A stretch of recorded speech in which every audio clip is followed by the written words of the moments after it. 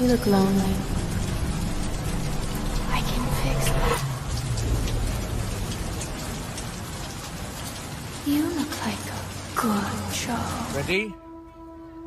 Go. Go. Go. Oi, oi, oi, oi. More energy, more power. Oi. Bloody hell, mate. Oi, oi, oi, oi. Oi, oi, oi. Oi, mind up. Oi, yeah. More energy, more power. Oi, oi, that was mad. More passion. Let me see that footwork. Footwork. Give it to them. More passion, more energy, more passion, more energy. More energy. Well, and this is more energy. You know, this is where the good times happen. I don't know, whatever it is, it's not right on the teleprompter. I don't know what that is. I've never seen that. No, there is. We are going to do Sting, yeah. Okay, but Okay. now I can't read it. There's no words on it. Okay. Ready? Sure. There's no words there. To play us out. What does that mean? To play us out. Sting is going to do. It's a video. Sting video. What is for credits? I don't know what that means. To play us out. What does that mean? To end the show? Yeah. Yeah. All right, go. In 5, 4, 3. That's tomorrow, and that is it. Okay. In 5, 4, 3. That's tomorrow, and that is it for us today. And we will leave you with a. I can't do it. Okay. We'll do it live. Okay. No. We'll do it live. Fuck it. Do it live. I'll write it, and we'll do it live. Right. Fucking thing sucks. In 5, 4, 3. That's tomorrow, and that is it for us today. I'm Bill O'Reilly. Thanks again for watching. We'll leave you with Sting and a cut off his new album. Take it away. Huh? Yes! Hell yeah! Hey, come on, baby! Come on! Yes! Come on! Ah! Do it! Just do it! Don't let your dreams be dreams. Yesterday, you said tomorrow. So just do it! Make your dreams come true! Just do it!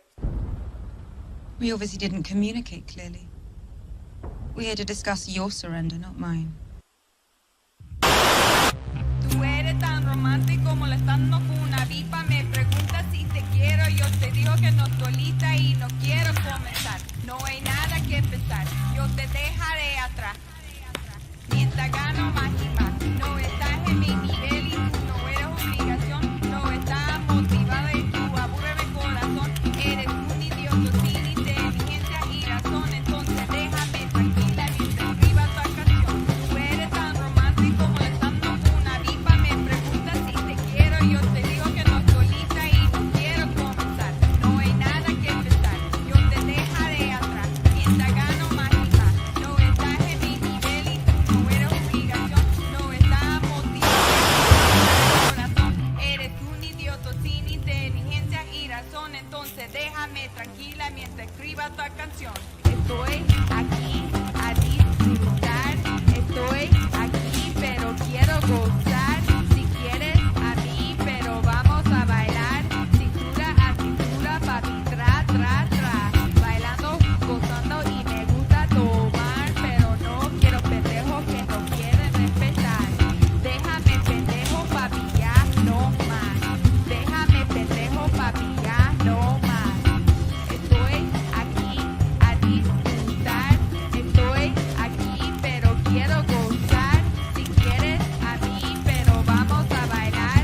Cintura a cintura, papi, tra, tra, tra.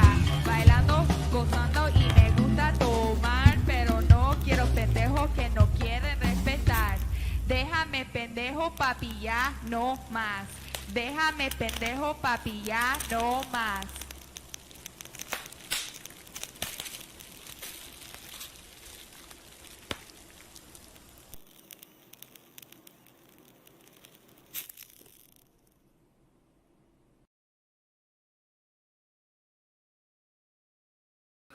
What is up, everybody? It is your boy Luis Martinez, aka at Big Chief Burrito, live with you on a Wednesday. Yes, sir. That's weird. Yeah, MiGenteShow, live and direct from San Diego, California. And on Wednesdays, we wear Wu. Anyway. Mine's pink, sort of. It's purpley. Purpley. Mean Girls, you wouldn't get it. I said on Wednesday we wear Wu. What are you talking about? What do you mean I wouldn't get it? Different generations here. I said Mean Girls. Oh, Mean Girls? Okay, sorry. Yeah. You doesn't even go here. There you go. Now you get it. That's not even the first reference, Mean Girls reference that I do this day today. Yeah, you were all over it today? Yeah, it's Christmas time.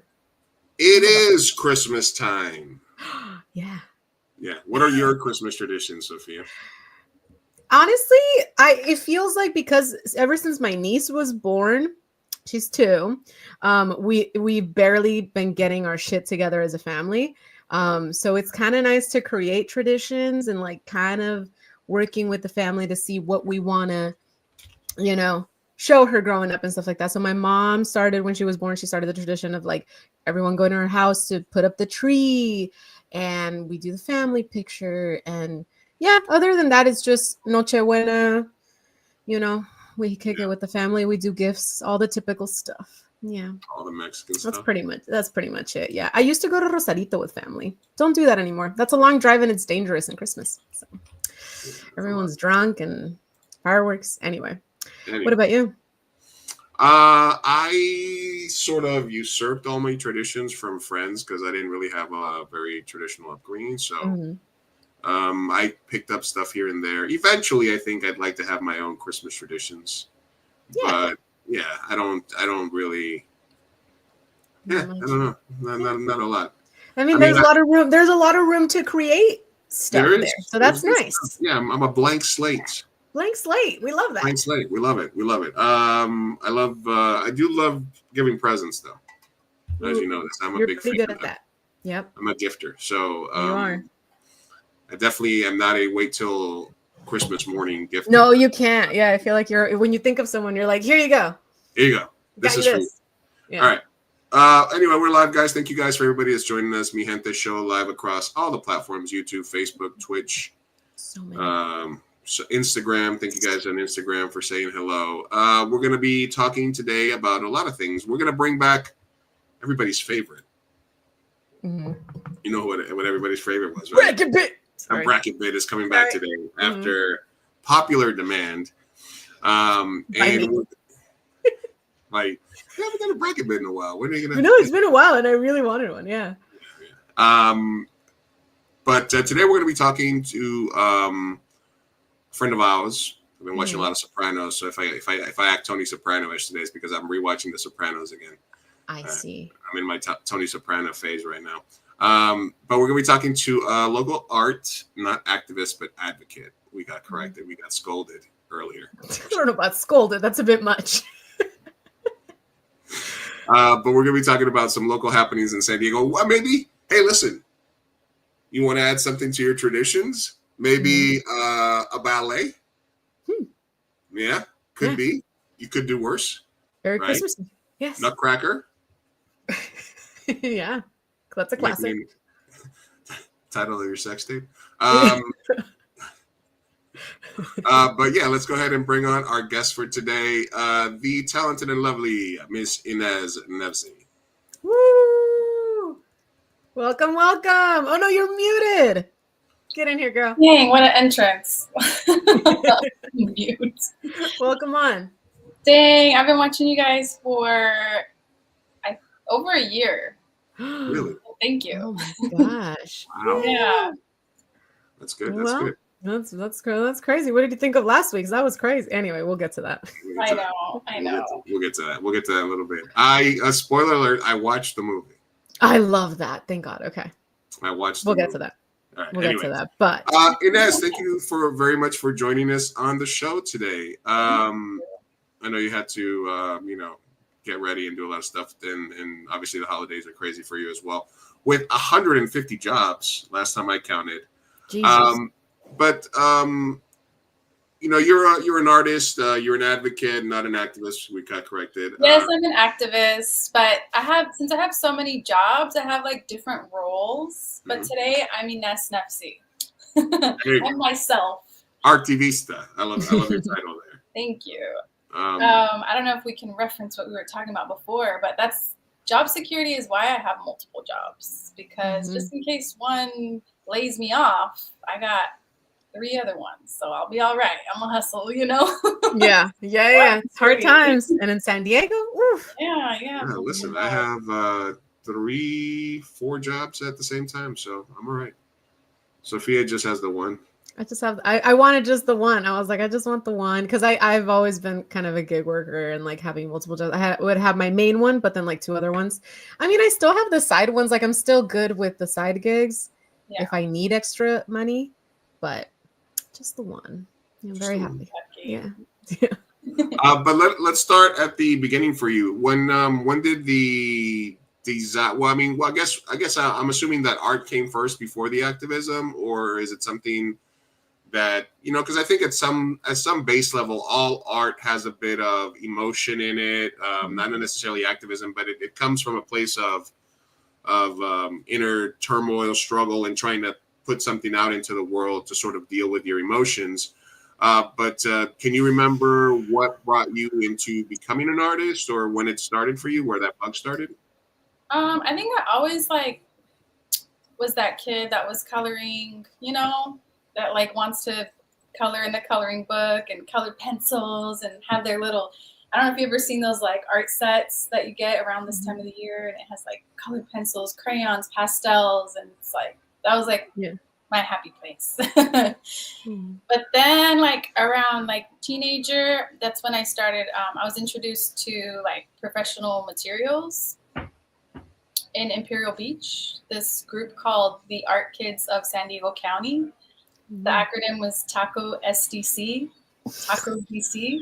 I don't know if you've heard of it, but we were. We're a pretty big deal. It was like the people that were in that group are now all artists and like talented and prolific. So I think we're pretty cool, That was run by a guy named Howard, and he was the one that showed me like what a canvas was and an easel and a palette, like all these fancy words that I didn't know. So yeah, like teenager-ish. But at that point, I don't know how many people know this, but I used to cross the border every day as a kid, since like kindergarten to 8th grade, like cross the border in the morning in the car at 4 a.m. and then come to school over here and go back home in the evening. So living that way, you see so many things, so many injustices, like how fucking difference between one side and the other.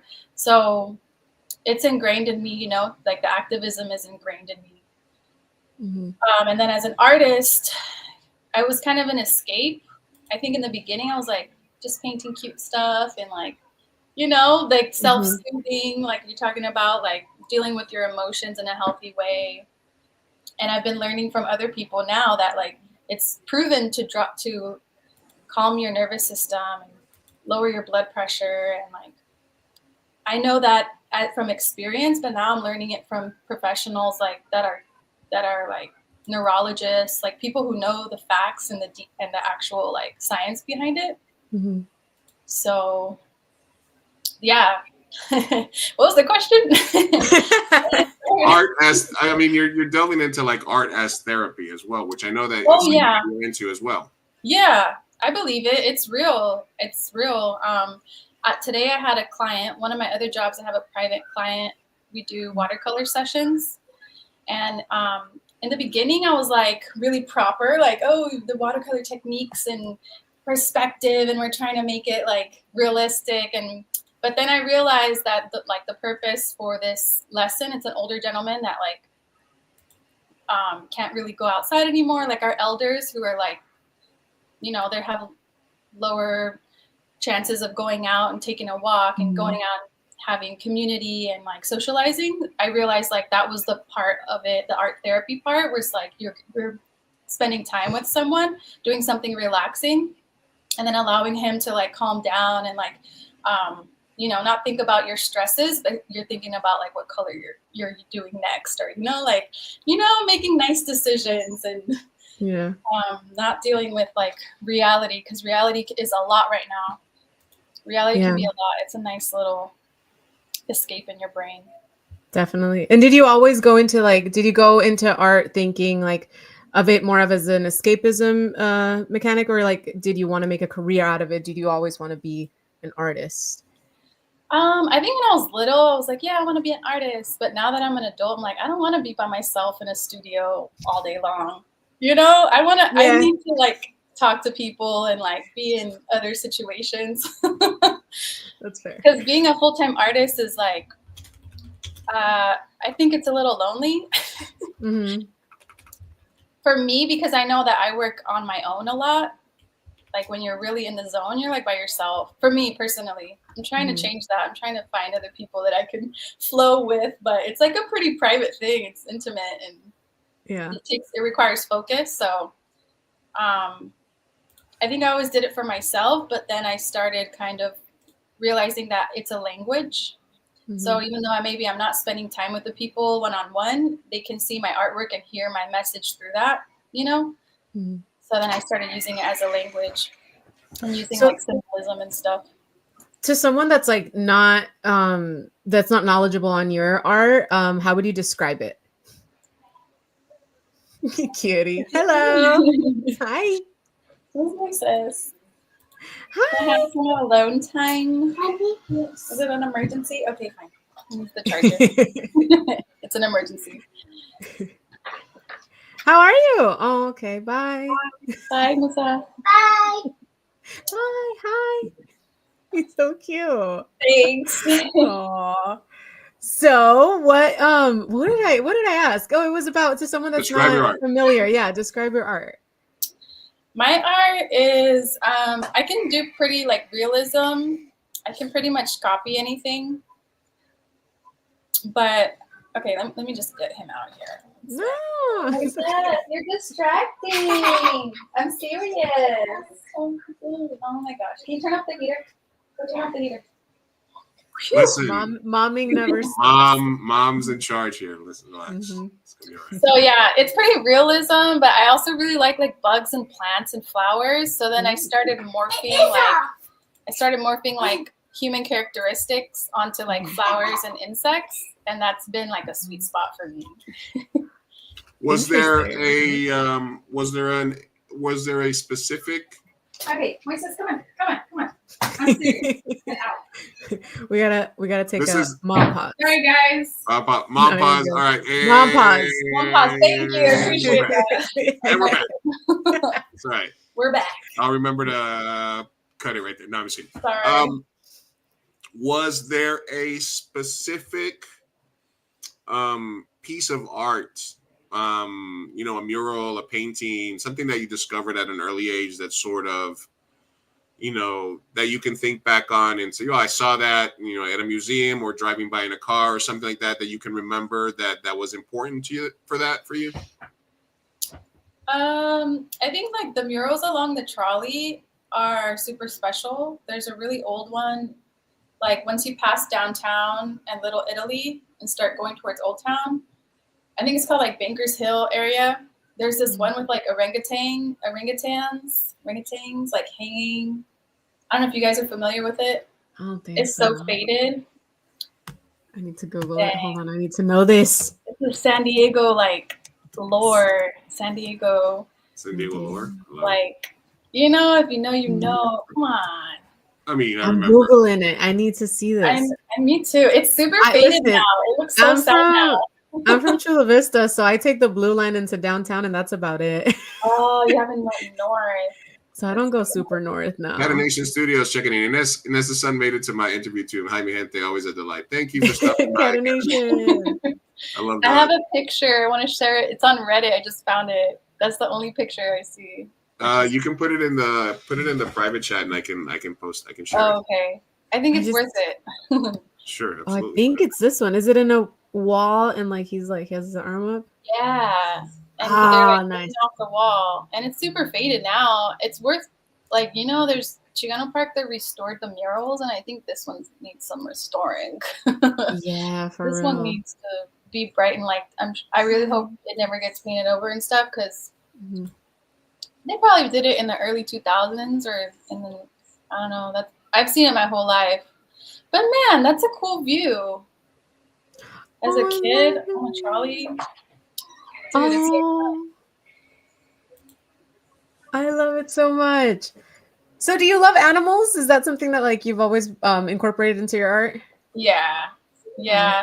I think it started because it was easier than people, because when you start doing people, like if it doesn't look like them, it doesn't look like them. Like it looks like a person, but it doesn't look like the one, like you got to get it right if it's a person. But I think I started with animals because it's easier. You don't hurt people's feelings. It's an animal. Kind of like a dog. Yeah, you're right. Fair. Oh man. Yeah, I mean, true. I mean, that's as good a reason as any to start painting animals. Right. Yeah, then they don't get mad at you for. Right. I remember one time I painted this. I mean, I painted this picture of this ex of mine, and I made her look super crazy because she was. And she took one look at the painting, and she was like, "Oh!" She did not like it at all. Like, so that's how you feel about me. Yeah, it was literally. What did like, you do? Give her big, like what eyes? Like the eyebrows No, were far apart? Like what was it? It wasn't. It was just that it was. I'm an abstractor. I'm an abstract artist, so it's not going to look like you no matter what.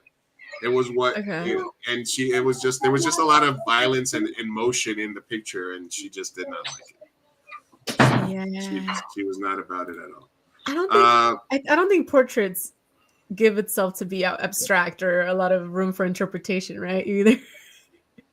I feel like people are looking for like basically a painted picture of them, right? Right? No.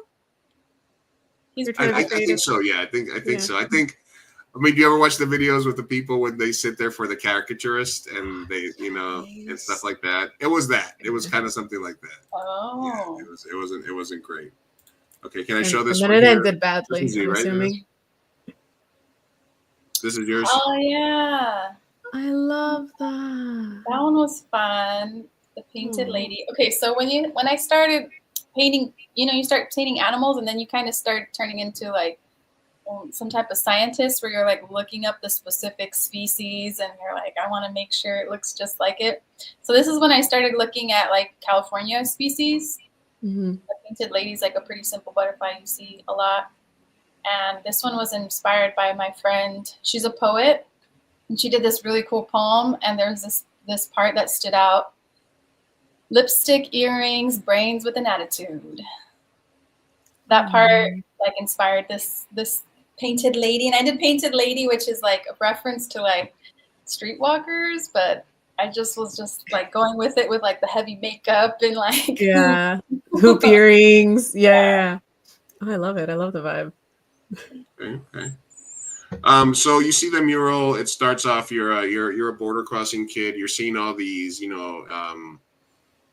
these discrepancies between the way people live on either side of the border and things like that. So, at what point do you think that the two things sort of, melted together into being an artivista? Was that just something that you realized was happening, or do you make a conscious effort of like, I'm an artist, this is my voice, this is how I'm sort of putting my message out into the world, and I want to give it more meaning? Yeah. Or did it just realize that it was happening at some point? I think like as a kid, I remember being like, I want to be an artist, but the only place I'd ever seen a gallery besides a museum was like with contemporary artists, is like in La Jolla, which I didn't connect to. Like on the in La Jolla Village, there's like a bunch of galleries, glass windows. I'm like, I don't even feel comfortable walking into those places. Yeah. As a teenager, like trying to explore art, I felt like so uncomfortable in those spaces. And then I started doing like internships in institutions as well. And like, although I loved being there, I didn't fit in. I didn't feel comfortable. Like the other sometimes I was always in places on scholarships, you know, on my good merit, on my brains, and like, you know, like I had to get in there through scholarships and stuff. So like the people that I would be around would be like wealthy young kids who did this often, and like I don't know, I just didn't fit in with those people. And so art felt like fuck the system, you know, like nobody tells me what to do. And I still feel that way to this day. And that's how I teach as well. And whenever I do any workshops or I've done like camps and stuff, I always teach the kids that like, do not ask me. I'm going to teach you like techniques and stuff, but do whatever you want. Don't ask me for permission. You know, like, can I do this? Like, no, you can do whatever you want. This is the last place where no one can tell you what to do. You can make your own choices as long as you're not making a mess on the walls. We can, but let me put up like the plastic first, you know, like there's ways to do it, but there's no rules there. So I don't, you know, I think a lot of artists don't like being told what to do. I think that's pretty common amongst artists. Definitely. Right? So I always had that kind of attitude too.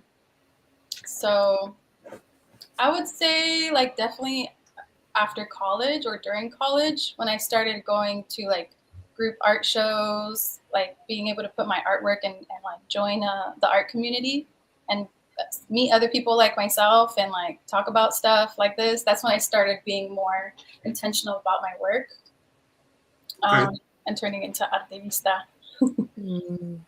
Got it. Where do you see the art scene?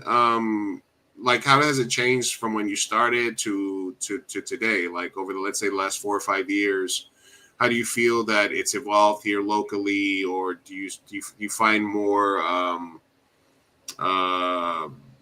more not understanding, but more welcoming environment for artists? Or is it just a matter of, you know, taking up the space and then feeling comfortable in it afterwards, you know, dealing with imposter syndrome, that sort of thing? Yeah, especially minorities. So I feel like there's a lot more opportunities now. I feel like when I was younger, I was like, what? You know, everyone tells you like, don't be an artist, there's no jobs. And like now I see them all the time. You know, like everyone has a little pop-up show, or, you know, there's all these call to artists. There's lots of good galleries out there doing awesome work. So I feel like there's more opportunities. But I think art has started to like go into marketing. Like companies are now hiring artists to market their products, or like, you know what I mean? Like they're starting to hire artists. So now you have to choose, are you going to let people tell you what to make art about, or are you going to stay true to being honest? Because like when you make art for yourself, like for the joy of it, for you have this like feeling to create, it's super honest. Whether people don't like it or not, you had to get it out. So I think I'm getting off topic, but I think you have to choose sometimes. Are you being bought, or are you doing this? Or is this like your true art form, you know? Have you been tempted to ever like being bought before? I do commissions. That's being bought. And I hate it sometimes. I'm like, this is money. I got a job. They told me what to paint. I don't want to do what they told me to paint. You know, sometimes you do that, but I think that's a blessing. Like you're able to make work for somebody else that, you know, make their vision come to life. So you can do it for a little while. So I have done stuff like that. Or if someone is like asking for a logo, you're doing something, you know, you're being bought, but you can choose who you work with. So if you believe in what they're doing and like you want to support them and their business and their organization, then you kind of find your people. That makes sense. Do you feel that for artists today, like, so obviously there's art and there's corporate art, and now there's AI art. Yeah.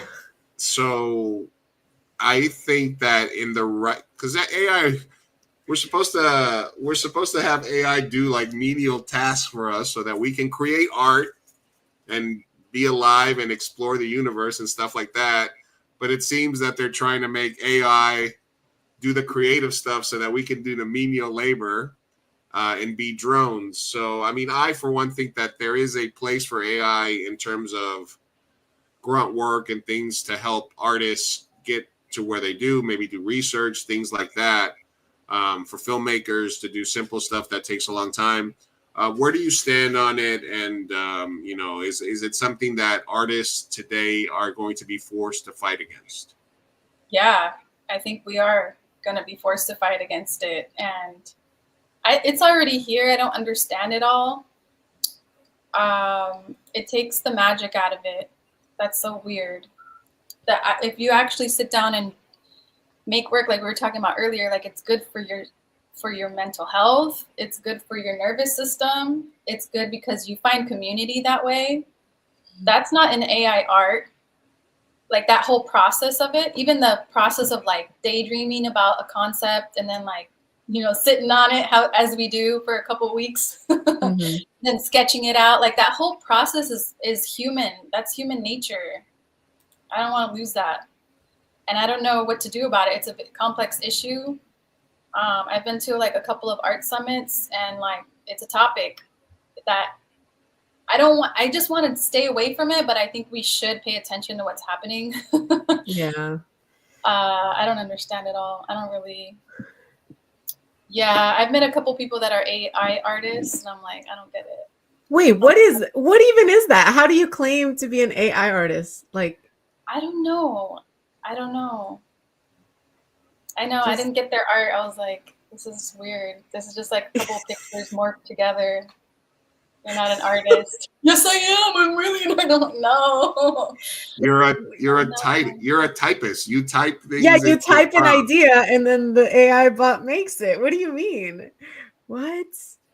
That's wild. We had a whole Instagram too. So I don't know. Maybe I'm being snobby, but I'm like, I'm trying to keep our humanity, bro. Like, don't do it. Don't support that robot. Robot art. Seriously. And also like the creative process is literally like based on humanity and emotions and like, you know, you want to express them. And so I don't know. It's just weird. Do you think AI is going to replace us all in the future? I just watched a movie with Megan Fox that it was basically, it looked like a modern day Terminator kind of show. And is it newer? I just got a Netflix account from my neighbor, so I don't think it's new, but it's new to me. And Megan Fox looked like Kim Kardashian.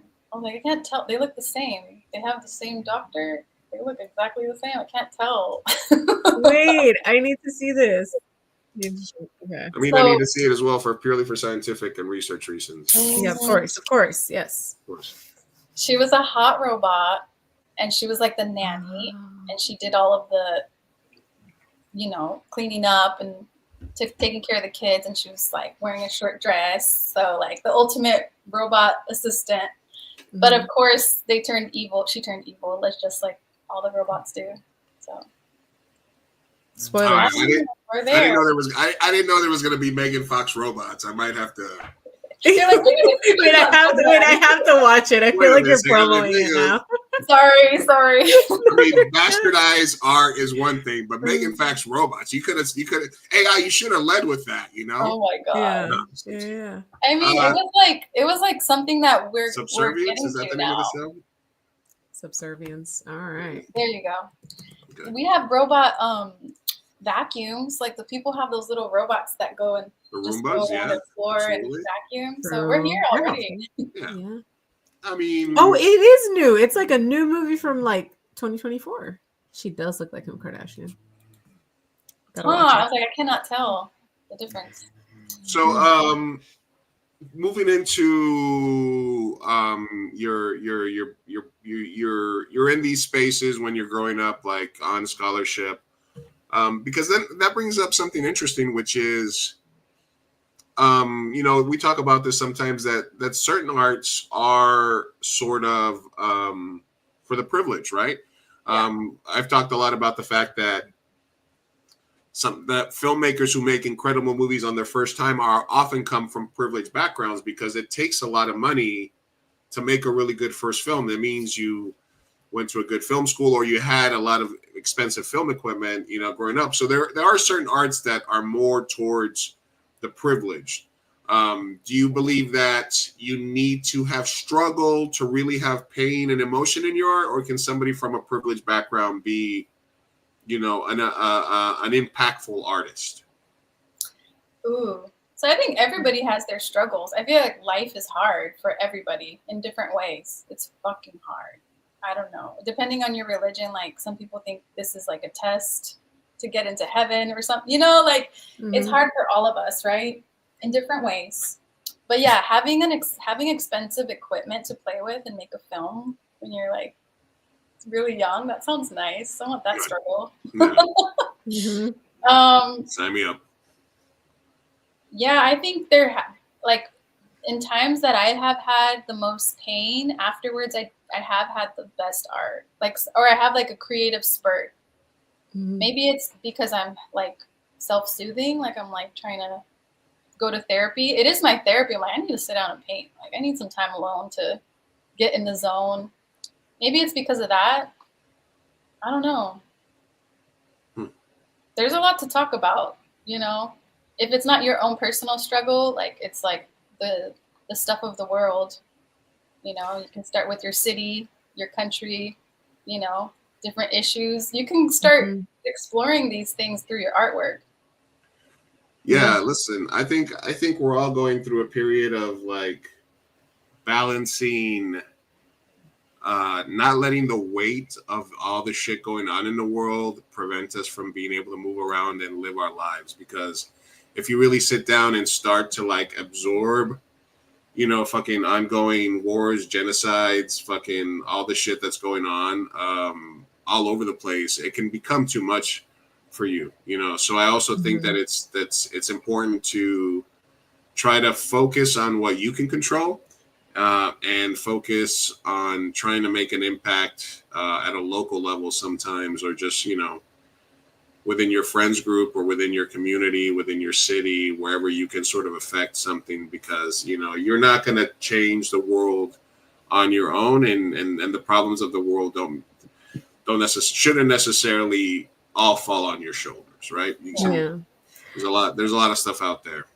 I think social media has been like a huge, like, just reason why we feel such stress, because we're humans. We were not built to be as connected as we are, and to the entire world. We were fucking supposed to be in a little town where we know 30 people, you know, and that's it, you know. Like, we're not built, our brain isn't built and developed and evolved enough to be able to intake this much information and news and genocides and just all the wars and races and all the constructs that we have like built in society. It's terrible, and we're not built for it, guys. So yes, try to impact everybody in a local level and do what you can. But yeah, it's hard to balance.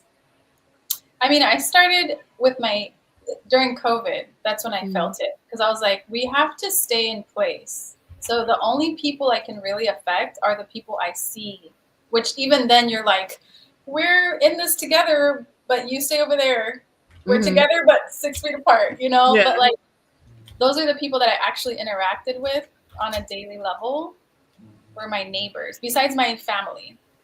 So then I started with that. I'm like, okay, well, I'm gonna check on this person once a day, you know, and start there. Because you start to know those. I really feel good about my neighbors. I'm like, you know, I see my neighbors more than some of my family sometimes, like some of my extended family, because you see them every day. They see your kids every day. They know when you leave. They know when you get home. They know when you're screaming at your kids or something, you know? So, like, that's a really easy way to start. Yeah, it's community. Yeah. Oh, I love it. Do you have, like, a message that you're trying to portray or to impact with your art? I don't know. I'm kind of selfish right now with my art. I hate to say that, but I'm like, no, that's good. It's like a really special thing for me. So I'm using it right now to help myself. And that's all I can handle right now. But I know that it makes people happy. Like, people see it, and sometimes I can't describe it with words, what I'm feeling. I'm a visual artist. I'm not good with words. Mira. Speaking of, Look at it. Words Speaking of aren't neighbors- enough for my emotions. Yes. I know. Well, I'm not good with it. I'm like, can show you, but I'm not. I don't know the vocabulary. okay, so It's I a have, form another, of expression, of course. I have another one of your pieces since you were talking about neighbors here. So, Ines, if it's Oh okay. shit. Oh, what is it? La vecina. I already read it. I love this. Wait. So no words. See, what do you feel? What is it portraying? I like her glasses. I like Do the you face. recognize- I like the bandana. Yes. I like the mole. Why is she la vecina? Is it because she has a little bit of a nosy face? I know, huh? She's like, hey. So she was my neighbor. She literally Really? was my neighbor. Yeah. Her name is Carla, and she's super cool. She's a community member. She's kind of one of those people that is kind of, she likes to be in the background, like she's doing a lot of work in the background, you know? She doesn't need to take credibility or like be the center of attention, or you know what I mean? So I saw her because I see her every day, and I saw like how she lived because we shared porches. And I think she had like a more tough personality outside of our home, but at home I saw her like watering her plants and like being super nice and soft. Like I saw a different side of her, I think, just because I lived next to her. So I wanted to show that. And like, I think that was when I was like, I was living in Logan and I wanted to paint on the pillars. And I was like, why should we wait to paint on the pillar? You can start painting the people you want, that you like admire in your life right now while they're alive, you know? Yeah. That you think are important, that are worth being painted and like memorialized. But That's a powerful message. Yeah. So All right, go ahead. I've been painting like some of my family members. So I started painting like people that have passed away that I really miss. So I started kind of doing that. That's what I mean. I've been like kind of selfish because I don't know what to tell everyone else. I'm going through my own things, and this is how I help myself. I love it. All right, we're live here with Ines Nefzi, Activista. We have a couple of things happening in San Diego this week that I'm going to share with you guys momentarily. The Nutcracker is a staple of Christmas dance, music. It's kind of like very. I guess it's a standard, right? It's a standard in the Christmas. I think it's a classic. It's a classic. American classic. It's a classic. Absolutely. A magical journey through a young girl's imagination. San Diego Ballet presents America's favorite holiday spectacle. Sugar plum fairies, leaping Cossacks, and flurries of snowflakes soar across the stage.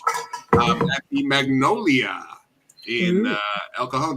I heard this place is very nice. It's so nice. I don't know what it was called before, but it's like pretty new and fancy, and there's a bar, and they're gonna have drinks, and I mean dressed up. I like going to theater because it's like everyone looks fancy and everyone looks, and then the holidays are like Christmas fancy, taking pictures, having drinks, seeing the ballet, and like those dancers are athletes. Oh yeah, they're athletes, and they show their muscles. They have great clothing and costumes. Their muscles. It's like we're all looking at it. We're all thinking about You're it. selling it. You're really selling it here. I'm ready. Let's go. Muscular. This Saturday, December 21st at Look 1 at that p.m. guy. or He's 5 doing a p.m. handstand. I could not do that. I could not do that if I Not really in my tried. wildest dreams. Hold on, real quick. No, I'm just kidding. Okay, do it. Go. Seriously. No. So this Saturday, 2 showings, 1 p.m. and 5 p.m. Okay. And there's a code that you can use to get 25% off, right? Yeah. I have a code for your listeners. Flash 25. Capital. You can type it on here. I'll put it on here. Is that it? No, you have to press the number. So there's 2 showings. There's a 1 p.m. for the people who need daylight in the winter, They still need to see the sun when they come out of the theater. And then there's a 5 p.m., which by that time I think is like sunset. So for the Basically nighttime, midnight. it's basically midnight. Exactly. Yeah. Well, that's December 21st is winter solstice, so that will be the shortest day of the year. And then after that, the days will become longer again, little by little. Oh, thank Oh, I God. hope so. Jesus. I'm so done Because with this, yeah, I don't know. Listen, Trump said he was going to get rid of daylight savings, so maybe one good thing will come out of maybe that'll be the next 4 one good years. thing, please. Maybe one good thing will come out of the next 4 years of hellscape, and not having any more daylight savings times. But you never know. Yeah. Will it outweigh all the other bad shit that's going to happen over the next 4 years? Probably not. No, but that's the one thing people are gonna probably remember. It did end up ending daylight savings. Yeah. It did end up ending daylight savings.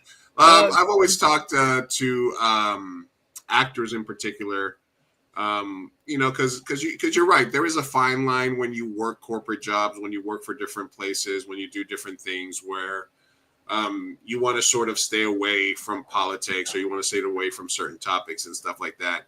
As an artist, especially when it comes to being an artist, but also having to make a living, do you feel that are there commissions that you wouldn't take based on somebody's politics? Are there certain shows or art that you wouldn't promote? Is there a line for you based on beliefs, politics, ideals? As far as institutions, I mean, they have like their certain systems that I'm happy to create space, push my way in there. I know you all think a certain way, but I'm here and I believe it. And that's a little bit of like, what are you gonna do about it?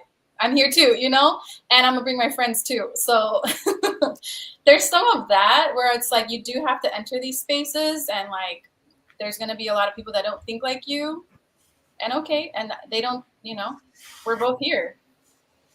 So there's some of that. And then there's also like, I don't think like I wouldn't promote, but I mean, I just gravitate towards the things that I believe in. So I'm not like a hater, but I'm not going to go over there. I'm going to go over here where I go where the love is. That's my quote. Throughout my journey of life and like professionalism, I go where the love is. Unfortunately, I'm very emotional. So like my work, I'm trying to separate my emotions from that. As an artist, like, we're emotional and I want to be like passionate about what I'm doing. But in a professional setting, sometimes like everyone else is not on the same boat. So you have to have like boundaries. Yeah. Oh, that's a hard. Do you find that that's a hard boundary to put between work and personal, emotional life? Yeah, because sometimes you go through stuff and it affects you while you're at work. Like, I'm a human. Just because I'm at work doesn't mean I'm not going through something really hard right now, So, but sometimes it's like, now's not the time, bro. We're trying to get shit done. Now's not the time to be talking about that right now, So yeah, it's been hard navigating that. That's my answer. Right. And now you've delved into curation. And it's something that I'm familiar with because, I'm a filmmaker and an artist in that area. And over the last several years, I've started I'm a curator for the San Diego Latino Film Festival, which is where I met you. And being somebody who is now in a position to judge other artists and select them for a showcase, which I've had to narrow down. Like, literally, that's what I was doing this morning, is making cuts to my showcases and deciding what films will be and will not be in next year's festival. How does that tug at your heart? I mean, you're saying you're an emotional person. How does that affect you? And why did you decide to sort of take that on as a challenge? An opportunity arose And this is actually my first time doing it. So we could talk about that. I would like to talk to you about that because it is hard. And I'm not the only one involved. So like it's going to go through other people's cuts as well. But I'm happy to be able to like get people in there that normally wouldn't be in those kinds of spaces. Like I'm definitely coming in with that mentality. Like I'm getting my people in this. We're getting my people on the walls. We're selling artwork. We got an audience, like the location is key, Liberty Station. And So you're Ines the Disruptor. artists. Huh? Ines the Disruptor. Oh yeah. And I mean, when we think of change, for me, I think it's positive. But then why does when Donald Trump say it, you're like, no, not that change. No. What are you? He's like, I don't know. What is the difference?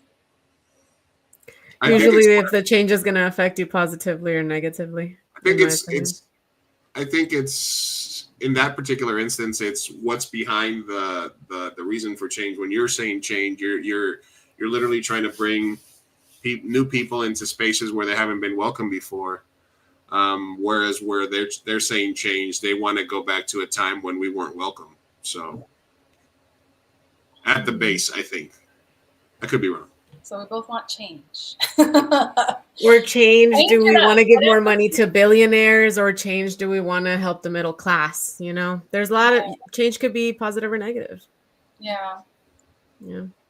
For me, I think it's positive. I think I'm happy to be able to have this opportunity. I am taking it seriously. Like you said, like you're the one choosing who's going to be seen. That's like that's a position of power. You got power. So that comes with responsibility. Yeah. And like take it seriously.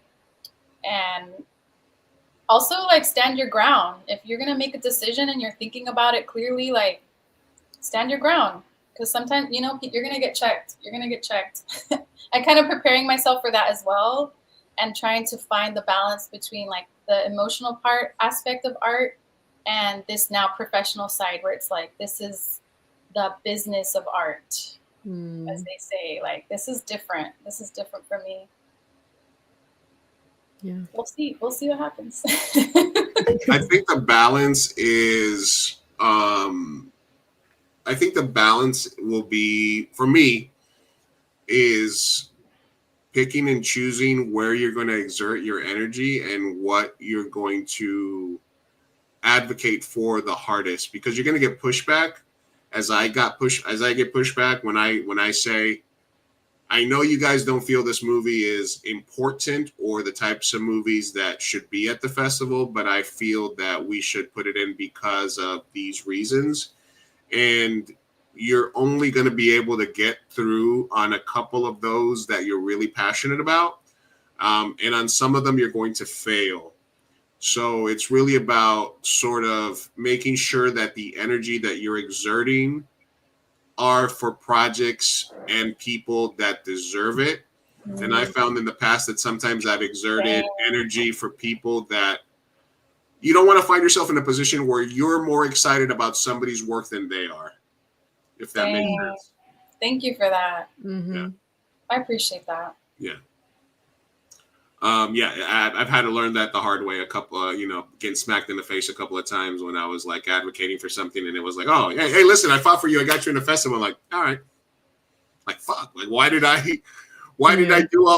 exert all this energy? And in other places in my life where, like, when I was a manager and I would like fight for somebody's job, and it turns out they didn't want their job. So that's kind of just a general life lesson: is make sure when you're fighting for somebody that you're not more passionate about, saving them than they are about themselves. That's a good one. That being said, there's a submission link, and this is where I'm having trouble. So you got to submit, guys. It's a simple process. Listen, I specifically told Barbara that she needed to submit a piece. Barbara's got this killer owl that she did that's at the shop, and it's perfect for this. She did an owl. What about the ajolote? That one was really good. That was This my is favorite. a Carnival of the Animals show, an It exploration of. It can be animals. It That's doesn't what I have to mean. be An like, axolotl. It's an animal. yeah, it's an animal for sure. It doesn't have to be like like an axolotl with a clown face. Like it doesn't have to be like literal. I'm totally open to all animals. Yeah. We're animals, are we not? Yes, we are. We're mammals. That's true. So wait a As an animal? We should all go. Yes. So portraits. No, It's a portrait. Maybe if they're clever about it, like yeah, an animal, like a person acting like a total animal. It is a juried exhibit February 7th through April 4th, an exploration of the powerful connection between animals and humanity, inviting artists to interpret the theme throughout environmental, cultural, fantastical, and personal lenses. I love that. No whatchamacallit, limits on medium, right? It could be paintings. It should be 2D. So it's at Liberty Station, which let me close the door real quick. So it should be 2D. 2D or double D? Because that's a whole different. Very different. Very different. It's a whole different exhibition. Exactly. I've been to one of those. Yeah, so same. Liberty Station is like a what's it called? Cultural district. So even the hallways are galleries. Like they have a lot of studio spaces and like official galleries with doors, but this one is in the hallway, which all the hallways have a name. So it needs to be 2D, like not sculptural. And we also have a TV screen, so we can also take film, short films. It has like headphones. There's like a little spot in there. Okay. And it's going to be 11 by 16, I believe, which is a good size. And so it coincides with the next show for the San Diego Ballet, which is Carnival of the Animals.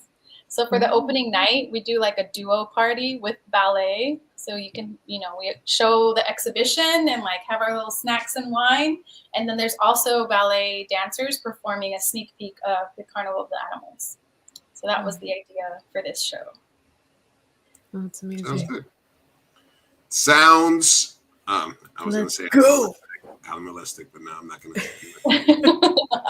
You already made the double D joke. Maybe you shouldn't. I already made those, yeah. I will now stop myself. All right, well, and besides these two things, because I know you also work with the elderly, you have your Pom Pom project, you have a couple other things. What other things are you doing in around San Diego, like to be an artist and artivista? So the Pom Pom project is my friend's, Katie Ruiz. That's her project, and I've always just really believed in it and helped her out. So she does workshops all around the city for all different age groups. And I help my friends a lot. So if they have something going, they got the ball rolling, I will help them in whatever way I can, What else? I'm kind of looking forward to the Front Gallery has a call for artists for women. And they do it every year, and I've never submitted. And so I'm thinking of doing something this year for that. Yeah, I submit to art shows if I can make it. Sometimes the window to paint is kind of short. Like if it's a specific theme, you're like, oh, I don't have enough time. Do you work well under pressure? Is that something that like gets you to get it done, or do you kind of is that something you avoid?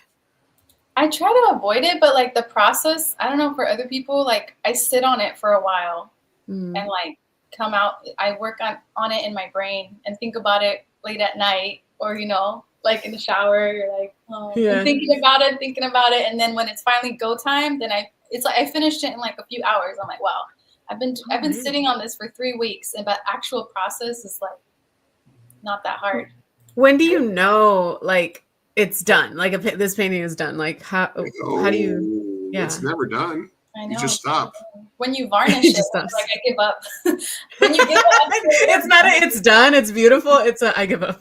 Yeah, I give up on that. I gotta move on. Well, I got laundry. It's like a movie. You're never done. You just stop at some point. I think you just like because you can always keep going. You can always keep tweaking a painting or a drawing, right? Yeah. Have you ever kept going and then been like, oh man, I regret it? Yeah, Like, you go too far. You're like, dang, I should have stopped. What was I thinking? like a gambler. Yeah. Well, Inez, we're gonna get one last thing here with you because I know you have your child, and we don't want to keep you forever. But there is something that we like to do with our guests once in a while, and we haven't done it in a very long time. And it's a little something that I like to call the bracket bit.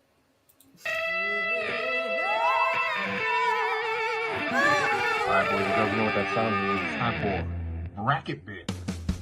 Bracket bit. Bracket bit. Woo, woo, woo, woo. Bracket bit. Bracket bit. Woo, woo, woo, woo, woo. Fireside chats. That's right. It's time for the bracket bits, which is very simply a this or that competition where I give you two things and you tell me which one of them you prefer that moves on to the next round.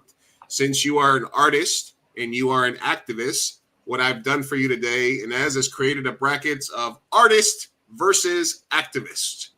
So I'm going to give you one artist and one activist, and you can tell me which one of the two moves on to the next round.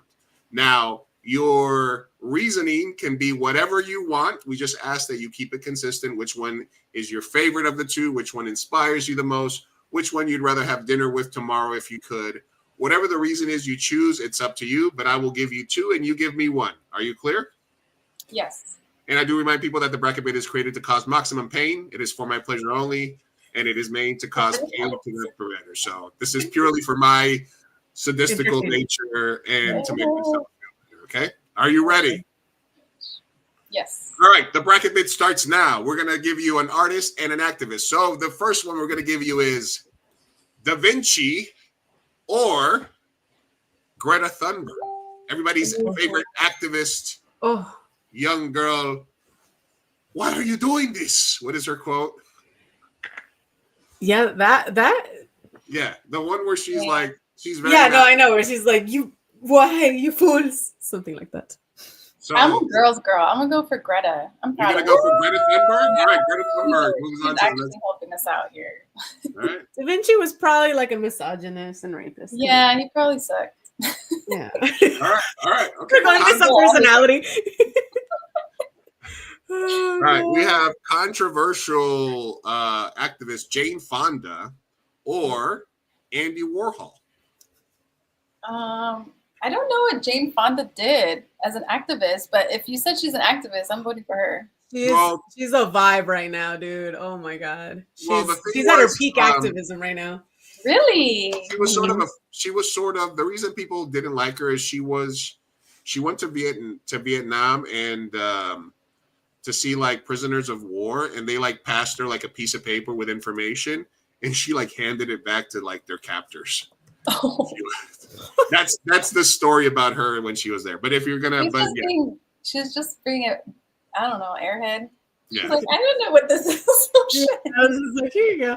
I don't know, but lately she's been getting a lot of W's. So all right, Colombian sculptor and painter Botero or Malala. Malala. You know, Botero. I'm looking up. Yeah, okay. He does the chubby people. The chubby. That's cute. Malala. They're all Malala. Oh, that's cute, Malala. All right. She got shot in the head, and she's still fucking doing TED Talks. Yeah, right. dude. We got should have put 50 Cent or Malala. That would 50 Cent. It would have been shot. I'm sorry. People who got shot bracket. Okay, hold on. Let me write that down. We got Martin Luther King or Salvador Dali. Martin Luther King. Martin Luther King. Yeah. Frida or Gandhi. Frida. Gandhi.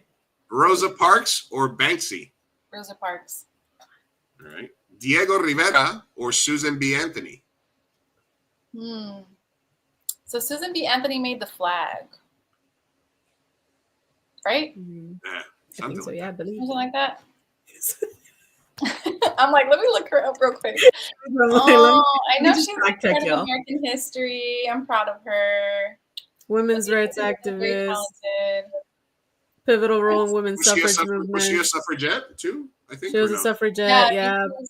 Yeah, definitely. Pivotal role in women's suffrage movement. All right. Sorry, Diego. Nice murals and all, but Susan committed to social equality. Yeah. Oh wait, did I put Martin Luther King twice? Yo, he deserves it. Because Picasso's making it. Now listen, this is my first bracket bit in a while, so I messed up. Right. So Picasso gets a pass, all right? Picasso gets a pass here. All right, so we got Greta or Jane Fonda. What is Jane Fonda doing right now? Greta, because she started early. She's braver at a young age. Good for her. All right, we got Malala or MLK. Dang. Ding, ding, ding, ding, ding. Malala, because she's still alive. She's still alive. All right. We got Frida or Rosa Parks. But she's still alive. You die, MLK. Okay. I know. She's still doing the good work. Frida or Rosa? Art or activist? Hold on. I'm sensing your pain here. This is this is terrible. How do you ask a Latina that? That's terrible. This is what I live for. This is hold on. Really mean. Yes. I feel like Rosa Parks. Rosa moves on. She did endangered her life. Frida Kahlo was having a good time. She was privileged. Yeah, she was. Yeah. She was born into privilege and wealth. Yeah. Okay. We got Susan B. or Picasso. Susan B. All right, and then we got our final four here. We did a short bracket bit for you because it's our first time back. So we got Greta. Malala. Greta or Malala? Malala. She got shot. Greta's pushy. I'm telling you. She's like, I'm gonna ride a boat across the ocean. Nice. Must How be nice. dare how dare you? How dare you? How dare hey man, the environment is important. I know, but Malala got shot in the head. Yeah, Malala got shot in the head. And then still had the audacity to be like, I'm gonna talk about it. And she speaks so well. She's not going anywhere. Yeah. We got Rosa Parks or Susan B. I feel like Rosa Parks because Susan B. Anthony is just so far out in history. I don't really know. She also was born, fun fact, into the Quaker family. So also kind of a Frida Kahlo situation. She was born into wealth, but she did the good thing with it. You know? Yeah, and but now we got Malala and Rosa. Quakers were against slavery. Yeah. Quakers are cool. Rosa Parks, probably one of the most, in the last 100 years, one of the most monumental moments, refusing to give up her seat and sit in the back of the bus. And then we have a modern day young activista, young lady, got shot in the head and said, fuck that, I'm coming back. I'm here. Yeah. You didn't kill me. You didn't kill can't me. shut me up either. Smash me outside. I think Malala, just because it's like the most closest in time. All right. Well, listen, you have survived the bracket bit, Ines. This was fun. Yes. Congrats. Congratulations. Fun game. Thank you. Beautiful. Beautiful. We are not responsible for any pain caused by the bracket bit. I agreed to be on the show. You agreed to use the bracket bit. Thank you very much. You see how the men got out pretty quickly, though? Yes. No, there's no guy. I was going to say you should have put more female artists because, yeah, that was very It would have been tougher. Listen, this was like I was doing this as we were doing the introduction, so. It was fun. Thank you. All right, listen. Next time we'll do a better bracket bit. No, that was great. Yes. The pain that you caused with Frida Kahlo. Oh, I had to let her go. I know. Yeah, it's all right. Listen, it's a tough situation. There's nothing. No worries. Nothing happened. You're all right. Nobody's gonna hate you. We survived. It's all right. It's gonna be all right. All right, and listen, we don't really have a lot of news and stuff to cover about. We did want to talk a little bit, Sophia, about the Emilia Perez. Yes. And also Luigi Mangione. Well, I don't know. We don't have to talk about him today. But yeah, what are your thoughts? Or did you want to get into it or The only thing, are you still okay on time, Inez, or do you want us to let you go? Yeah, I'm okay. I'll Yeah? just speak on them. Okay, cool. Because I don't really have, I just wanted to kind of touch on that because I did watch the movie.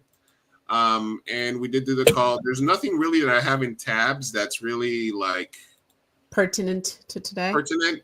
No, the only other thing that I had was a funny one, which is the Hawktua girl got curbed by the Atlanta Hawks because she wanted to.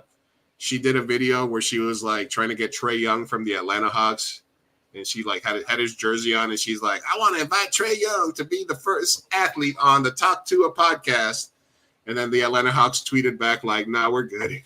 Oh dang! That's And so she sad. also had that crypto scam where she did. She's fine. She's making money. Yeah. She's making so much money. We do have one No Name's Way. Ooh. All So right. we can do that one. But I did want to talk a little bit about the Emilia Perez. Yes. What are your thoughts? I'm excited. So I watched it. I'm assuming it's gonna be layered. What do No, you think yeah, of the objectively of the movie without the hubbub? What did you think? So obviously I was defending the filmmaker. Mhm. And I did read more articles about it. And there was this this Twitter post that was like everything wrong with Emilia Perez, what have you, where it sort of goes into great detail about the fact that it was, you know, a French director and some things that were taken directly from like the press conferences where like the casting director was like, the cast was supposed to be all Mexican. But then they were literally saying things like, but we couldn't find Mexican actors that could portray like the nuances of the characters as they were written. You mean the nuances of the characters in Mexico that are Mexican? Well, it was giving like remember when In the Heights? Yeah. And the actress was like, oh well, they got the right person for it. Because, you know, remember it was like a whole thing where she was it like with Melissa Barrera or which one? Yeah. Where it's like, hey, they looked for people and they just decided that the brown people weren't right for the part. Yeah, they were like, there was no possible brown woman for this part. It had to be this light skinned Latina. Yeah. And everyone was very upset about it. And so it's giving that. It is, yeah. Yeah, it was giving a little bit of that. And so it was hard for me to go into it, but I really tried to go into it with an open mind. And I have to say, I didn't hate it. Okay. I did not hate the movie. I really loved that they went for it. Mm-hmm. I really love any film that attempts these giant set pieces where it's a blend of like a scene, but it becomes surrealistic, where there's like all of a sudden 80 people in a scene interacting with one character. Like I really love the Zoe parts. Mm-hmm. And the picture that they showed of Zoe Saldana, where they show a picture of her like graduating high school, that's from my high school. So she went to immediately biased. Yeah, they immediately biased because Zoe Saldana went to my high school, and for some reason, even though I was an actor, I never met her. So there's an alternate reality where me and her met, and we're madly in love. So besides that fact, I really enjoyed how much the filmmaker went for it. And I did not mind Selena Gomez. I love that. I feel that what they did was they were probably going to have her speak more Spanish, but there was probably certain lines that she just couldn't get. And then they just said, just say those in English. Mm-hmm. You know, like there's a part where she's like, all right, let's cut to the chase. And she goes from Spanish to English back to Spanish. Uh-huh. And I feel that probably the reason that they did that was because her Spanish wasn't good. Her Spanish was not good. But it was workable, and it didn't really take me out of the film as much as it did some other people. And I felt that and I didn't even need them to clarify that. Like, I didn't need for Zoe's character to clarify that she was born in the Dominican Republic. I didn't need it. It didn't matter to me. I felt that the director was not making so much as a Mexican story as he was making a generic Latino story, because he was French, or she was French, whatever. And that was kind of probably the biggest issue I had, is that it was kind of the way I feel about Encanto not being like really like a Colombian story. I mean, as much as they have empanadas and arepas, but it felt more like just a South American story.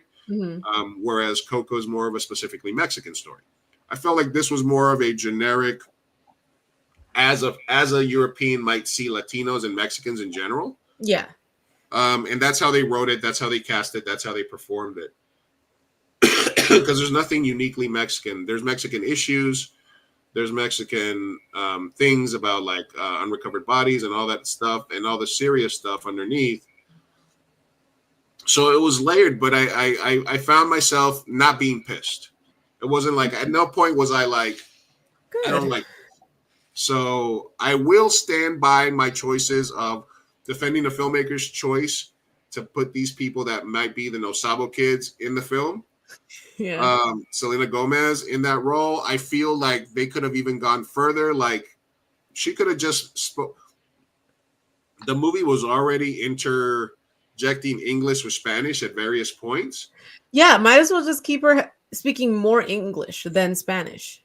And I think they did that for certain lines, specifically like it was only like 2 lines. I'm like, you guys could have just given her a lot more Spanglish, you know? Yeah, she could have done more Spanglish. Like, I feel like there was nothing there to keep that from happening.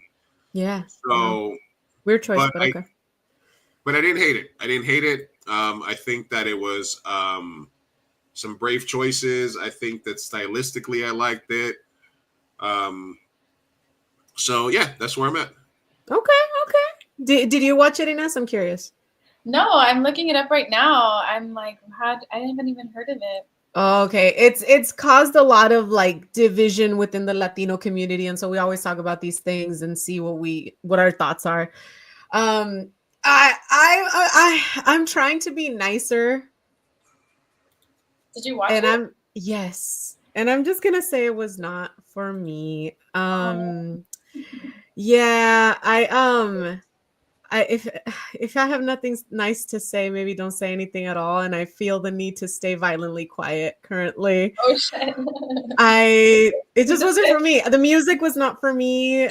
The acting was not for me. The accents were not for me. The choices were not for me. There's nothing I really liked about the movie except the performance by the main actress. And I do think Zoe Saldana did some really good numbers.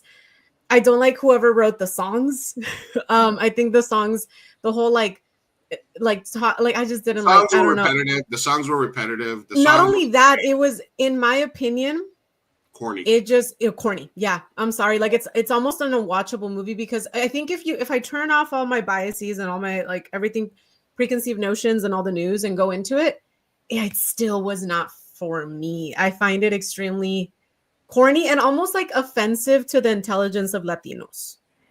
Like I just didn't. It's a French film. It's a Latino film made from the French perspective with French writers for the songs, and like it shows. It really showed. There's something that wasn't connecting with my culture that I was like, a Latino was not in the room for this one. Like you know when you see like I don't know, not to, but like when you watch porn that was made by the male gaze, and you're like, a man did that. And you just know, right? What? I'm sorry. Or like a film, anything that was done by like a character. Like, what's that director that did Oppenheimer? Nolan. Nolan does not know how to write women.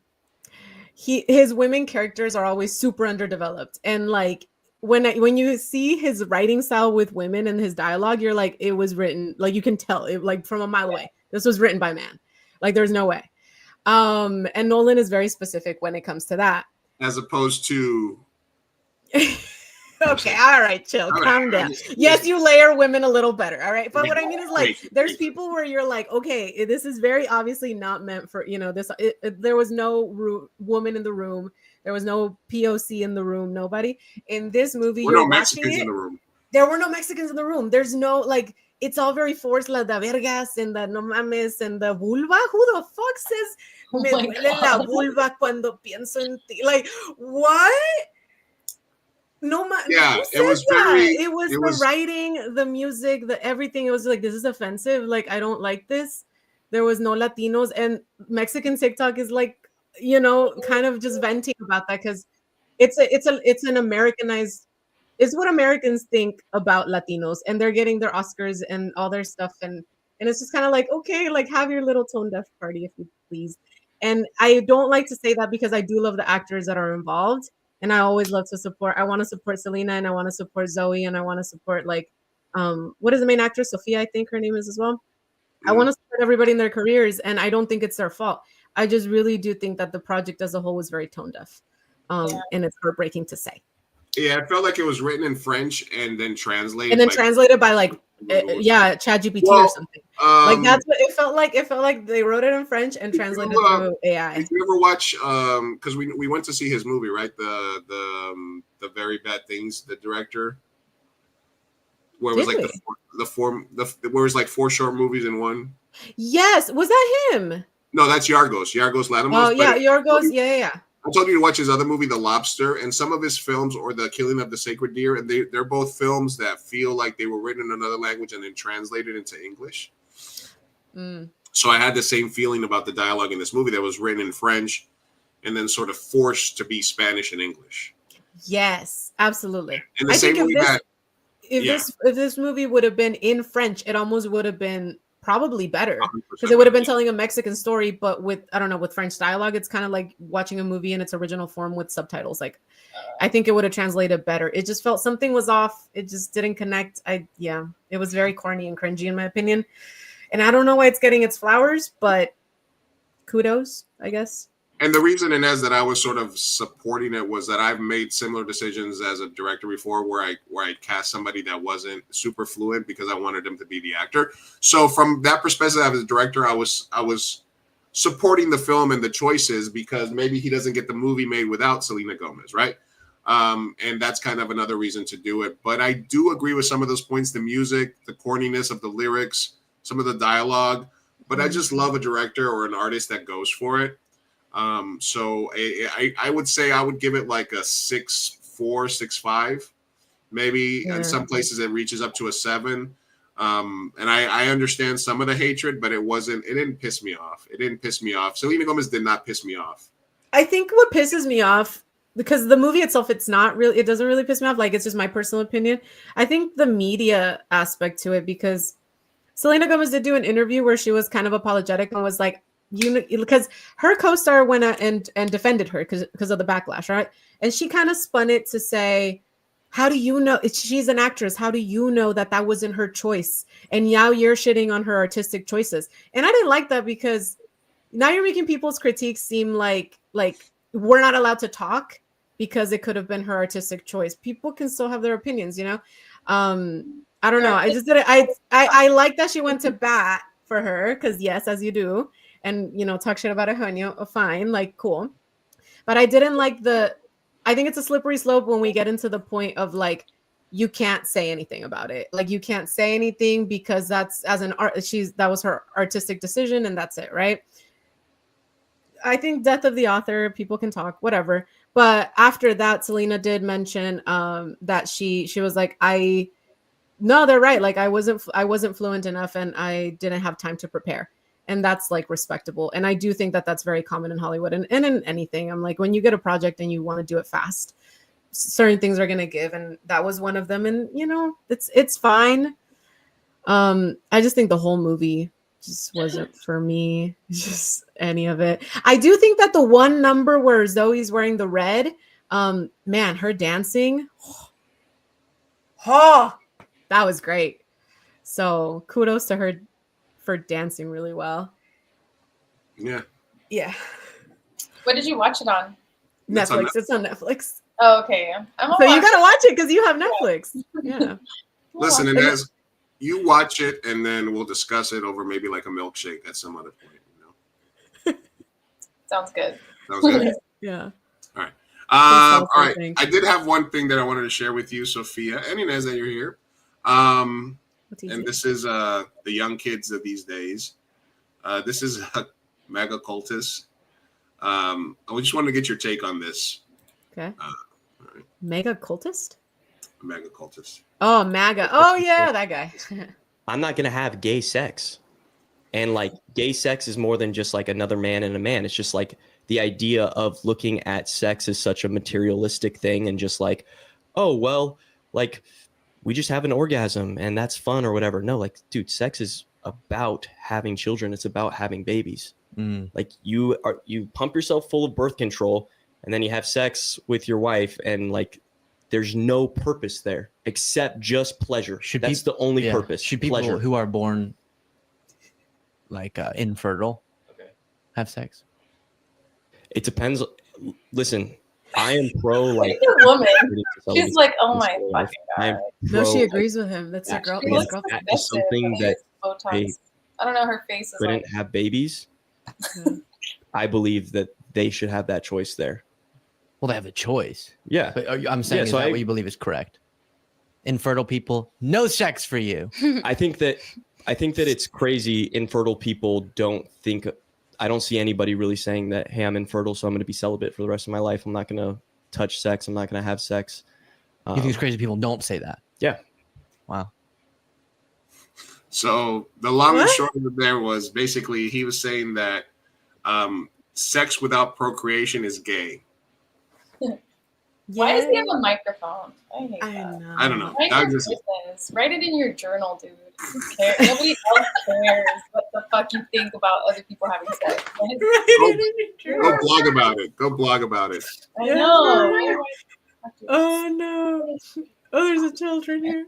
There's a child. There's in a child. There's a children. There's a child. Yeah, that was wild. Yeah, that's stupid. This week on Stupid Takes. No, that's wild. That is really wild. That like, I think he's gay. I'm just not gonna lie. His girlfriend's sitting there like, yeah, sure. I think that he does not want to have sex with his girlfriend, and this is his way of justifying it. And he's a self-hating homosexual that wants to fuck men, but he's like, you know what, babe, I can't fuck you because unless it's for procreation. I think he wants to have sex once a year. Yeah, and I don't want kids. Exactly. So I think he wants to have sex once a year or not at all. Listen, I went down the rabbit hole with them and they have a bunch of stupid videos where she's like, I used to be free and do this, but until I met him and now I'm subservient to him and now he shows me the way and this and that. And I'm like, damn, girl. Man, I want to know what their sex life is like. Why are we like telling people? I guess if you're part of a cult, like maybe they're allowed to tell you when and how to have sex. But why is that his? Why are you thinking about that? Because religion, probably. Yeah.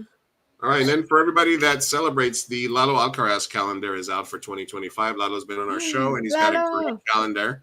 La Cucaracha, great comic book artist, activist as well. He's been on the show. I remember from the Union Tribune. Oh, yeah. He's been on the show a few times. He's awesome. He was at ChicanoCon. He's down here every year.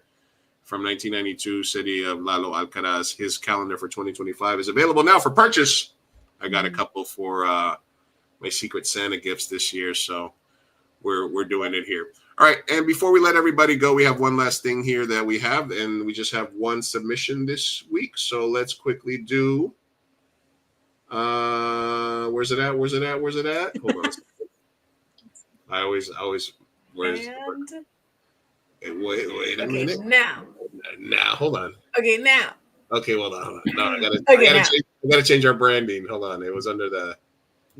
Now it's time for No Names Way. No Names Way. No Names.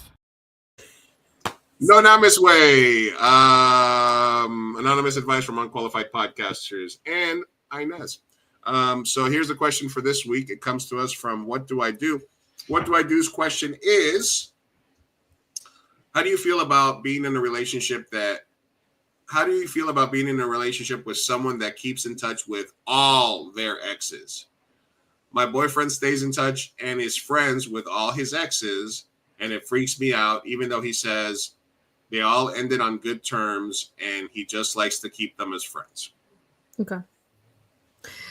Again with we need more context. What is all? Is all two? Did they break up 10 years ago? And are they just acquaintances on Instagram, or are they texting every day and they broke up yesterday? You know, like I need context, man. What's the line for you? What's the line for you? How many exes? How much contact? I don't think the amount They for put me all, it's they put it all in capital letters. okay. So let's just say it's like more than 5. I don't know, something Let's say it's 3 to 5. 3 to 5 ish. I think that the amount of time after the breakup and the amount of contact, because I don't want someone that's gonna be like, I broke up with them a month ago and I text them every day, and we share custody of a dog. You know, like. No, but if it's like we were high school sweethearts, she knows my mom, and we broke up 5 years ago, and she's my Facebook friend, but we don't see each other, I don't think I mind that. I'll be like, cool, can I talk to her too? Like, let's all be friends. Like, and she now has a boyfriend or a husband, and they live in Idaho. Like, you know, it depends. It really depends. I don't like the besties. Like it's a red flag when they're like, that's my ex and they're my bestie. No, I don't like that one. Yeah, I think on the other side, it's also a red flag if somebody is going to go through like your friends list and be like, how do you know her? How do you know her? Oh, we dated in high school. Well, get her off your pet. You know what I mean? That's terrible, but we're assuming that didn't take place because that's making an assumption. What we do know is he probably told her. He probably was like, oh yeah, I'm still friends with my ex. Why did you like her picture? Oh, she's my ex from 6 years I'm still acquaintances with most of my exes. They all ended really well. Yeah. I love my ex. They're great people. They're great humans and they're thriving, and some of them have babies, and it's great. It's great too. Oh, sorry. Sorry, -2. -2. Sorry. I know. Capital all of them. Not all. Sorry. -2. Most of them. The rest are lovely. Yeah. Yes. Ines, any thoughts? I don't know. The last time I was in a relationship, I was like, hell no. No exes. No. Really? Not even acquaintances on social media? For what? For what? Oh! You have a new life now. You have a new. But to be honest, like, yeah, I don't know. I haven't been in a relationship in a long time, but none of my relationships ended well, so I can't relate. Maybe that's mine. Yeah. Or what if they're like, it ended well, both parties are with other people, and they just share the same community. For example, you that are in the art community. Oh yeah. Because me and the LGBT community, it's incestual. Everybody be everybody's exes, and it's intertwined, and it's a hot mess, and it's disturbing. You can't avoid it sometimes. Yeah.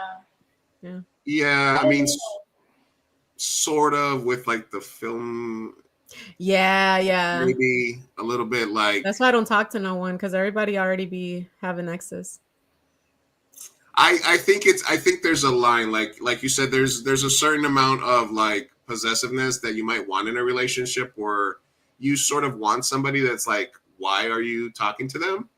But you want somebody that also understands like that you're allowed to be friends with somebody. Because, you know, there's more like. But what is friends? Is what I'm saying, because I hate when men and women as well, but like when they say we're friends, and I'm like, okay, what does that mean? Do you hang out all the time? Do you go to coffee shops together alone?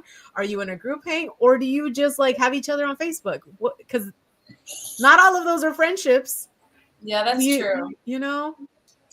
How about if it's just virtual friendships? What if there's no meetups, no hangouts? To me, that's an acquaintance-ship. That's okay. like, yeah, that's what you do when you meet somebody, you know, at a Latino film festival or something. Like, you know, you give them a follow.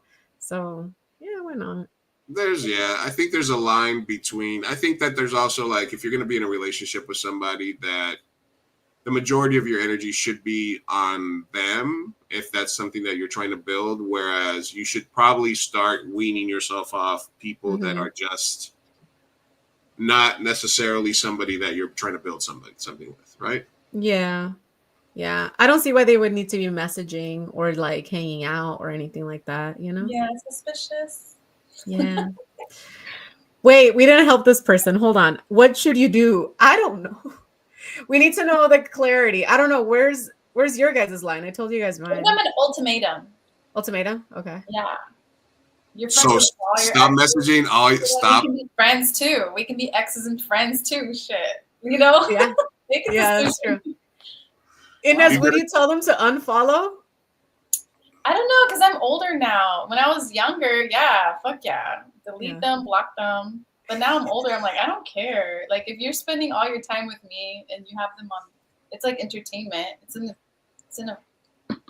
not real. It's like I have people from high school and I just want to, I know what their children look like. I know what their partners and like, it's just metiche, really. Yeah, that's entertainment. But if it's like spending time with each other, that's a lot. I don't like that. I don't like that.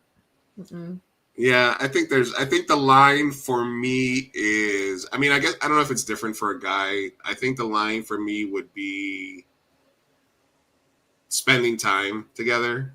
Is like, oh, I'm coming over to help him organize his sock drawer. And be like, no.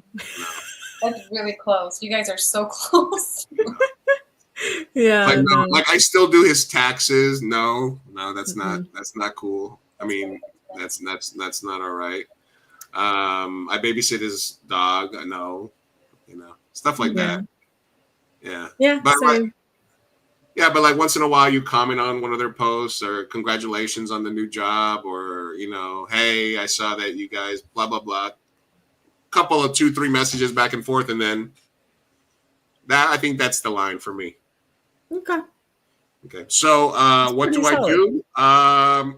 We do need further contacts, but if they keep in touch with all their exes, what does that mean? How long have you guys been together? And are there other signs there that might lead you to believe that your relationship isn't solid and you might be thinking about going back to them? Yeah. Also, how old are you? Like, I don't know. There's so many questions. Because if he's 23, he's going to cheat. He's probably thinking of one of them. I'm sorry. Yeah, this sounds like a question from like a 22-year-old. Yeah, it sounds like a younger, and I'm like, dump him. Yeah, definitely 25-year-old Lou, way more energy, way more like, Yeah. But 40-year-old Lou, not so much. Maybe don't dump him. I don't know. Do we even know the genders? He has a challenge. Now you be the ex that he doesn't keep in contact with. You be the toxica. Be the one that scars you him. switch You it have up. to block. Yeah. Not me. Maybe she has to dump him in order for him to stay in touch with her. I don't know. No, she says my boyfriend, so I'm assuming it's fresh. Yeah. Sophia always gays it up with these where they're like, it's 2 guys, clearly. I'm like, clearly, it's 2 men, and guess what? He's gonna cheat. He's out in Hillcrest right now. Out there. All right, so I'm sorry. But guys, remember, please, more context so that we can give you better advice. Every question, we're like, more context. My boyfriend of 2 years still keeps in touch with his ex-girlfriend. 5 exes. Do they live in other states? Yeah. You know? That's kind of weird because, like, they're not part of your life. It's like, are you collecting them or something? Like, you still interested in what that person was doing? That was a long time ago. Yeah, that's what I even I delete people. I'm like, dude, I don't care anymore, Yeah, especially exes, because if it was a romantic connection and once it's over, it's kind of like, all right, like I wish you the best, but I don't want to be reminded. We don't need to. Yeah, we don't need to really have any connection or anything. Yeah. Yeah, I'll never understand, but okay. Yeah, I guess. I mean, all right. We have those. We have Who's those over here being friends with everybody? No. I'm just like, I don't know. I'm not a bridge burner, but I like to think that people would trust you enough that they're like they don't have that. That's the only thing. That's the one thing that I've had in my life where I'm like, I never want to have that again. Which is somebody that's like, all right, we're gonna go through your whole fucking friends list, and we're gonna fucking, like, who is she? Who is she? Who is she? That's like a young person problem. Because like I think you get to a certain age or a certain maturity level where you're like, I don't need to deal with this bullshit. And if somebody's coming at you that way, then that means they have a whole bunch of other trust issues, right? Yeah. So as long as it doesn't get to that level, and it's like, you know what, you probably have a reasonable right to say, hey, we're trying to do this thing, but I see that you're still connected to this person. Maybe, while we're trying to do this thing, maybe we can focus on each other. I guess I could see that. Yeah. but I do think that it's going to be based on the specific situations and specific relationship that you have, and whether there's any other issues that make you think that there's not enough trust there. Yeah, definitely don't stoop to the levels that Lou just mentioned, but whoever you identified with the most, draw your line, set your boundary, and then just don't let him cross that. Okay. Yeah. Or and that's something that you can only choose. Or burn his house down. Mass message all his exes. Why are you talking to my man? Why are you liking why are you commenting on my man's profile posts? Coming to you as a woman. Why are you following my boyfriend on Blue Sky? Wow. Threads. Whatever. They haven't made it yet. They haven't made it to Threads. No. All right, guys. Well, we would like to thank our guest, Activista Ines Nefzi. We'll see you at the ballet this week. Everybody submit work to her show. I'll make sure that we're spreading the word for that this week. I hope you had a good time hanging out with us today. I did. Yeah. Thank you guys. Yeah. And we will be back in 2025. That's the last show of the year. And as you closed out 2024 for us. Oh, nice. Well, I wish you guys all the best this year. I feel like it's going to be a good year. Yeah. We all know what we want. We all have goals. Do you make resolutions? I don't know. I'm pretty free spirit. I'm not going to make a contract for myself, but I have goals and I like to reflect. Good. Okay. So we should do our predictions and resolutions next show since we did that last time. Yeah, let's do that in the next show. And we'll go over we have to we'll go over our 2024 bingo card. And maybe we could do one on the 30th. Is that still? I'm down. I mean, I'm down to do it. We'll think about it. We'll think about it. Yeah. All right, guys. Well, from Mr. Big Cheap Burrito, myself, Sophia Carr, Miss Ines Nefzi, thank you guys for hanging out with us tonight. We love you. This is Big Lou reminding you for 2024 that we're all stuck to this giant rock moving through an infinite space by magic through an infinite void, billions and billions of galaxies. So don't take yourself too seriously. Go out there, make love, make art, be happy. We'll love you guys. Hasta luego. Bye.